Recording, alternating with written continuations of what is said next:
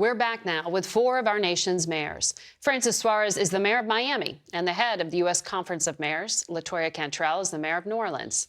Plus, we have Atlanta Mayor Andre Dickens with us, along with John Giles, the mayor of Mesa, Arizona. Good morning to all of you, and thank you so much for being here in person. Thanks for having us. I want to talk about just what is developing in terms of the shooting in California. Nationwide, we are seeing this spike in violent crime. We're seeing reports of an uptick in anti-Semitism and hate crimes. All of you are from states where there are fairly permissive gun laws. And I wonder, Mayor Suarez, how you put those pieces together. What is driving this? Yeah, it's so many different factors that are driving this. But, you know, one of the things that we focused a lot on in this mayoral conference that we just ended was mental health. Mental health is a huge component of what's driving a lot of these. When you look at the root cause and you go back and you sort of peel back the layers of the onion, mayors are very concerned about it. We obviously had a panel, obviously, on urban crime. And certainly a lot of these mayors have talked about, gun control in their cities. In our city, you know, we're very blessed. We had a great year. Our homicide level went down. We've been able, and I knock on proverbial wood, that we haven't had any of these mass shootings that we've seen across the country, which seem to be, escalating in terms of frequency and in terms of, the amount of times that we're seeing them. It's almost every day. It seems like we're having one. It's been tough. It's something that mayors are grappling with across the country, and we're focusing it on in a very comprehensive way. You specifically this week told your fellow mayors that some of this is driven by no cash bail policies. Why do you say that? Are repeat offenders a problem? Yeah, well, what I'm focusing on is the no cash bail is creating lawlessness in a lot of our cities. What's happening is, for example, people get out right away. They're not even, they don't even have to post bail, so they're able to get out right away. And so we're seeing someone go into like a CVS, for example, and take thousands of dollars worth of merchandise, which is causing CVSs to close, which hurts the rest of the city. But that's not particularly related to the gun violence issue. It's related more to petty crime, which is creating lawlessness in some of our cities. But what we are seeing in the city of Miami is, we are upfunding our police. A lot of cities got into the defunding police movement, and we're seeing that as a bipartisan issue. I said it at the White House, just a couple days ago, and the president echoed what I said about upfunding police and not defunding police. So I think that is a bigger issue as we struggle with how we solve these issues on our cities. And President Biden put in, $4 billion in grants that's available for local law enforcement use in cities around the country. Yeah, as you talked about this issue that's happening right now in California, yet another mass shooting in our country. It continues to happen too frequently. And so it's just too many guns in America. It's too many guns in the hands on our streets, and guns plus anger equals bad outcomes, equals violence. And so we have to bring back laws that are sensible, common sense gun laws to be able to reduce the amount of access that people have to guns. And so you see another mass shooting, and lives are lost, and my heart goes out to the people of California experiencing that. And so, as Mayor Suarez mentioned, we're talking about mental health and how to make sure that we have anti-violence in our communities. We're utilizing cure violence, to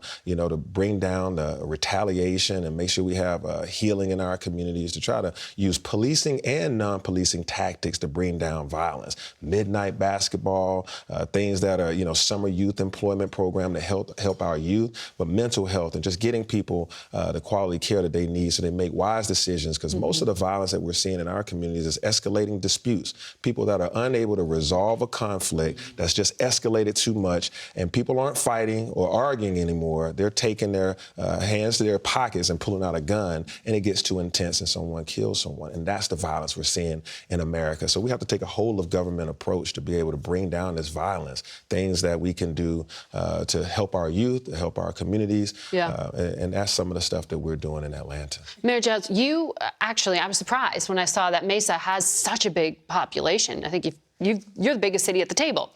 Yeah. And I looked at your police site. It says that you are one of America's safest large cities. Right. How do you qualify that, and how are you doing that if that is a fact? Well, a lot of the things that these fellows had just mentioned, we are doubling down on our investment in our police department, and we are shifting the paradigm. A few years ago, we changed the name of our fire department. It's no longer the Mesa Fire Department. It's now Mesa Fire and Medical, to better reflect what we do. We need to do the same when it comes to policing. It needs to be the police and mental health department. Last year, we diverted over 3,000 911 calls away from a police response to a mental health response. So again, the importance of mental health is ubiquitous in all that we do, and it was discussed at the conference. It has everything to do with how we address homelessness. It has everything with how we address policing in our community. Mayor Cantrell, I want to get you on that too, because President Biden said it's not about defunding the police, it's about restraining the police.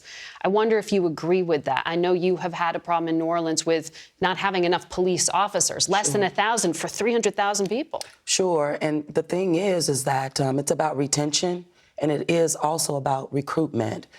Because of this second tranche of the American Rescue Plan dollars coming our way with direct allocation, it has really been a lifeline where we're putting $80 million in public safety across the board. One of the biggest in terms of a retention and incentive package to retain. We see it slowing down, meaning attrition is declining, our officers are staying. And so we just have to continue to give the tools and resources that our officers need to respond. Also, in terms of the capacity issue you mentioned, I've had to put all commissioned officers that were in special ops, over 75, back on the street because my officers were saying, hey, we need help out here. So I have to protect my officers so they can protect my city. And so we're seeing real results in regards to our redeployment strategy on the ground. So New Orleans has the highest per capita murder rate of any major city.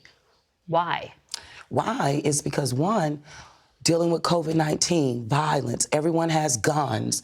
The ability or the lack of the ability to resolve a conflict without reaching and pulling a gun.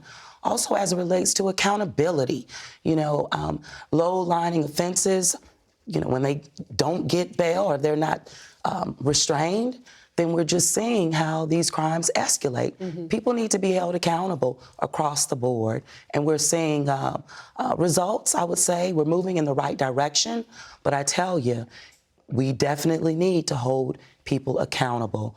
You can't fight crime just focusing on police. Mm-hmm. It's about a system, a criminal justice system. It's about the DA, your judges. And it's about building in accountability. Everyone needs to be held accountable. And that's how we're focusing on it. Holistic approach in the city of New Orleans. Definitely seeing a decline, moving in the right direction. This issue of crime in your city is causing a lot of political problems, and you are the target of a recall drive that's underway right now. A number of allegations against you as well in regard to financial improprieties. How much of the responsibility with the crime issue do you personally take? Well, first of all, it is the New Orleans Police Department that is absolutely under my authority. And with that, making sure that not only I'm listening to my officers, but getting them the resources that they need to fight crime. And that is exactly what we're seeing on the ground, the incentive packages, retaining officers, as well as recruitment. Mm-hmm. And that's the focus. And you believe you'll survive this recall effort? Well, based on what I see, is that the residents of my city definitely appreciate continuity in leadership. And so with that, that speaks to keeping progress moving and alive under my leadership. Second elected twice in the city, 61% the first time, 65% the second time. Continuity and leadership is what I'm seeing by my people. I want to get to all of you on a number of issues, but I know something very intense has just happened in Atlanta. Mayor Dickens, I watched a press conference you held last night following the death of a Georgia-based activist. It turned into a riot. This stems, as I understand it, from the shooting death of an activist. And the body camera from the policeman who's believed to shoot this individual doesn't exist. What can you tell us in terms of who is behind the violence that happened yesterday? Yeah, earlier this week, an individual that was protesting in the woods, a number of folks are in the woods trying to protest against the development of a public safety training center, which is for police and firefighters, a new state-of-the-art training center that's going to allow us to do 21st century policing, allow us to have an emergency vehicle obstacle course, and these things that police and fire will be able to work together to be able to bring about, safety in our community. And so we're building it, but some folks don't want to see anything built that supports police, so they call it Cop City. And these individuals are in the woods protesting it, and unfortunately, they were engaged by Georgia State Patrol, asked them to be able to move out of the woods. An individual shot at the Georgia State Patrol, and the Georgia State Patrol officer shot back, and unfortunately, that individual was killed, and the patrol officer, the state patrol officer, was shot in the abdomen. And so now they had a protest last night, and it was peaceful. But there were some individuals within that crowd that meant violence. They had explosives. They burned down a police car. They broke windows at businesses. And so our police department, along with our state and federal partners, took swift action within 2 blocks and brought that situation under control. And the violence stopped, and those 6 individuals were arrested. And it should be noted that these individuals were not Atlanta or Georgia residents. Most of them traveled into our city to wreak havoc. And so we love to support people when they're doing right. Peaceful protest is a part of the American, our freedoms. But when you are violent, we will make sure that you get held accountable. I want to pick you up on that point. When you say people from out of town, they're carrying explosives. Is this an organized movement here? Your local paper says this is having national reach with reaction from groups ranging from, quote, environmental activists, radical anarchists, and Black revolutionaries. Marjorie Taylor Greene, Georgia Congresswoman, I'm sure you know her, blamed Black Lives Matter and Antifa, and that she blamed Democrats. On the facts, 7 to 13 people have been charged with domestic terrorism. Is this terrorism? Is this crime? What is this? Who's behind it? Yeah, I won't go as far as whatever that representative said, but what I will say is that it is a crime. And that's why they've been charged with the crime. And these crimes... Domestic terrorism. And the crimes range from violence to domestic terrorism to assault and battery and some other things. But yes, it is violent when someone turns to burn down a police car or break out windows or have explosives on them. I don't get into the names. I don't know all the organizations. I'll let y'all decide who did it. I just know they're arrested. And if they come into Atlanta again to wreak havoc, they will be arrested again. But do you believe your city is being targeted by organized groups? In that regard, yes. Those individuals that are protesting against Cop City, as they call it, it's really a public safety training center. They don't want to see the very things that they asked for, more police training. We can't train imaginary. We have to do it in a facility that allows for police, firefighters, and the community to train together. And so this is bringing about the change that we wanted to see in 2020. And now while we're doing it, these individuals don't want to see any resources go towards that training. And so we're going to develop this training center, and those individuals will have to come to a halt. Mayor Giles, you are on the front line of the migration surge, and I think it's so interesting that you're characterizing your city as very safe. You know, these issues of migration surges being uncontrolled and crime are often conflated. How are you doing that in terms of not having this overwhelm your local officials and law enforcement? Well, I wish I could say it's not overwhelming us. It is, and it has been for decades. And one of the things I've enjoyed about this conference over the last few days is you're starting to see more bipartisan frustration.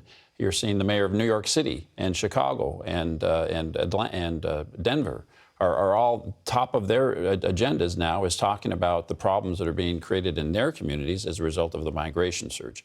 I in no way support or encourage the practice of some of our border state governors in sending migrants to these large northeastern cities, but I do have to admit that it has elevated this issue to a place that it has not been previously. Border states have been complaining for decades about the need to address immigration reform, the need to dedicate additional resources to the border. And we're doing the best we can. But in our city, the church groups, the nonprofits that are being put upon by the federal government to come in and take up the slack, we are past our resources. So hopefully this newfound bipartisan frustration and joining of northeastern cities to this issue will help elevate it. And you have the Super Bowl coming out to Arizona soon. I know I read that you plan to take the Homeland Security Secretary around your city? Absolutely. Mayor Gallego and I met with the Secretary Mayorkas just a few days ago, extended that invitation. We have very limited resources as far as welcoming centers and facilities to process these migrants as they proceed in their journeys on sometimes to the northeastern cities. We need the Band-Aids to keep coming from the federal government in terms of facilities, but we also need to address the underlying issue of immigration reform. Mayor Suarez, I need to get to you on this as well, because South Florida has seen this influx by boat, Cubans in particular, Haitians. Customs and Border Protection report a 400% increase in the month of October alone. Are these new, tighter regulations from the Biden administration making any difference? It's hard to say. They were just imposed, but certainly I think the failure of having an immigration solution, as Mayor Giles said, is creating sort of Miami and Florida becoming a border state and border city. As you said, we had the single largest increase in public school enrollment year over year this year. And so that, just to put that in context, about 14,000 new children. If a big school is 2,000 children, that's 7 new schools that we have to create in the system. It obviously, as you said, puts a strain on the homeless system in trying to take care of the least, the last, and the lost in our cities. It puts a strain on our public hospital system. We have one of the largest public hospitals in the country that provides hundreds of millions of dollars of indigent care, puts a tremendous amount of strain on that system. So I think cities across America, as Mayor Giles said, are coming together in a bipartisan fashion, and we're asking for a long-term solution. This problem has to be fixed. There has to be an articulated strategy. A lot of the immigration is coming from this hemisphere, and it doesn't seem like, either party really has focused on solving the problem as opposed to, demonizing the other side for their position. And I think that's what mayors do, is we focus on solving problems, not blaming somebody else for it. All right. And you delivered that message here in Washington this week. Mayors, thank you very much for coming to the table.